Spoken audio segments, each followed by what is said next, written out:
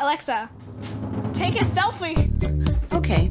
If you want a smart home, you need a smart assistant. We have one known as Alexa, who does your bidding when you call her name. Alexa, do not play my dad's music. Okay. He is very old. Between the Amazon Echo and the Google Home, 66 million of these smart assistants are installed in the US alone.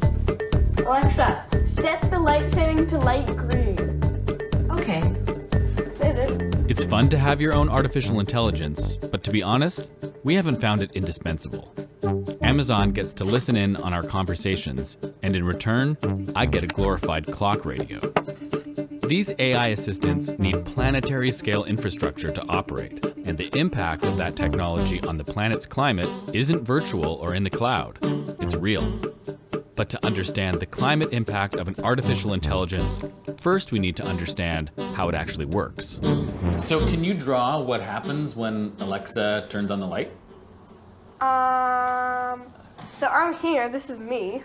Then I talk to Alexa, then it goes into Alexa, and then she goes to the light. Maybe it goes up to like a satellite first. Okay. And then the satellite is like a mirror and light, and it bounces back to the light. How do they teach Alexa to recognize our speech?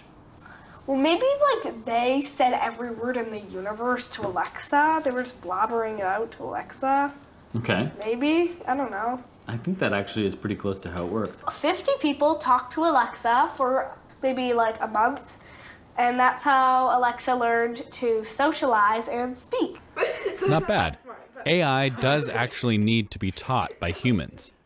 And it turns out that this training process is actually where AI can be the most energy intensive. All of the artificial intelligence that we are familiar with as consumers is a very particular type of AI that's known as machine learning. Machine learning is taking a lot of data, whether that's the voice data when you speak to Alexa or the videos that you watch when you're watching Netflix. It takes all of that data and looks for patterns to essentially build a template of the different sounds that people can make.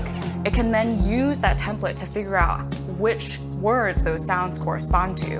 And so when you speak to Alexa on your Echo, it recognizes, oh, this person is saying, Alexa, turn the lights on. We're just beginning to understand the environmental impact of training these AI models. One recent study showed specifically looking at natural language processing models, which is essentially the type of model that Alexa uses to understand natural language.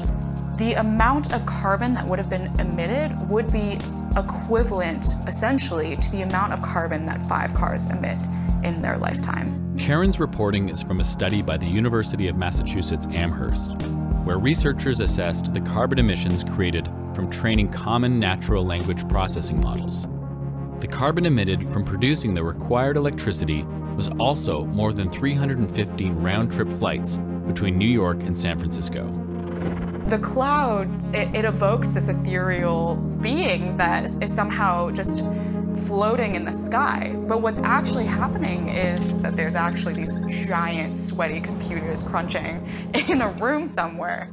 There's an enormous amount of infrastructure required to actually support the fact that you can just talk to Alexa at any given moment and have it respond and do the things that you need it to do. It's not just training Alexa. There's also Amazon Web Services, storage and computing that Amazon makes available to huge companies like Airbnb and Netflix. All these servers require massive amounts of electricity, but not all energy sources are clean. In 2017, Greenpeace reported that 54% of their electricity was generated from fossil fuels. That's why Amazon's own employees are demanding they switch to 100% renewable energy. You see up the hill to City Hall, the entire street was filled with people. We as Amazon employees are speaking out and really coming together to support each other and support the youth movement. That felt really powerful. I'll explain the hidden identity thing later. What I can say is that he comes from San Bernardino.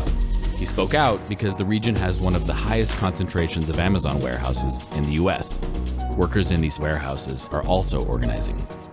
San Bernardino has some of the worst ozone pollution in the nation. Ozone pollution that is largely contributed by diesel emissions, diesel trucks. We have high cancer rates, high asthma rates in our communities. It's like a slow death. We call it the slow violence of the supply chain. And Amazon currently has about 15 facilities that are operating in our area alone.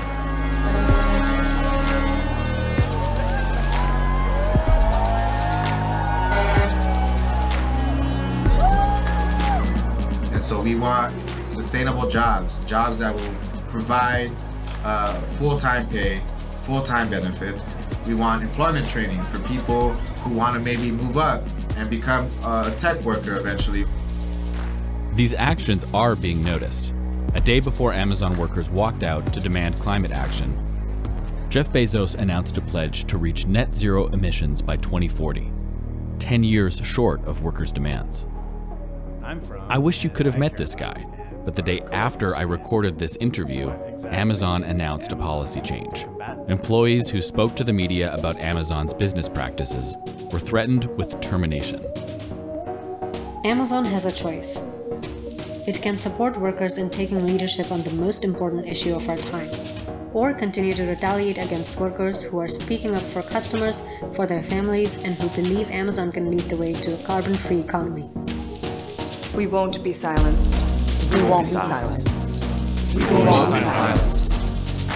So far, these tech workers are keeping solidarity. They're learning from their colleagues how to use collective action to achieve structural change. Which are what? Good jobs and clean air. Good jobs and clean air.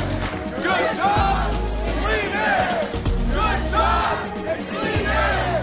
Good jobs and clean air. And they're joining a generation that understands that acting together isn't a nice to have, it's a requirement.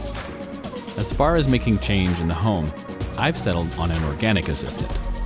Hey Layla, turn on the light.